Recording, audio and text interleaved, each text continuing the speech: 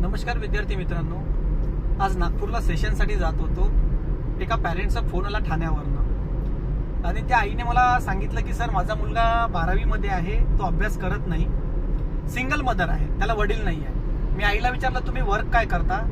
शिलाई मशीनचं काम करणारी बाई, तिचा मुलगा 12वीला आणि त्या मुलाला एवढंही समजत नाही की आपली आई कपडे शिवून आपल्याला शिक्षणासाठी पैसे लावते, कोचिंग लावून दिलंय आपल्याला आणि खूप कष्ट करत आहे ती बिचारी आणि आपण अभ्यासच करत नाही. आईला टेन्शन आलेलं आहे. विचार करा, ज्या आईला आज या वयामध्ये टेन्शन येत असेल की 12वीचा मुलगा अभ्यास करत नाही, तर त्या मुलाला मला एवढंच सांगावचं वाटतं की आई वडिलाच्या कष्टाची जाणीव जर नसेल तर आपल्याला जगून काहीच फायदा नाही आहे. आपण काय करतो हे जर आपल्याला माहित नसेल, आपले आई वडील काय कष्ट करतात याची जाणीव नसेल, तर आपलं शिक्षण घेऊन किंवा बाकी गोष्टी करून काही फायदा नाही आहे. जर आई वडिलाची किंमत नसेल तर शिक्षण आजच सोडून द्या.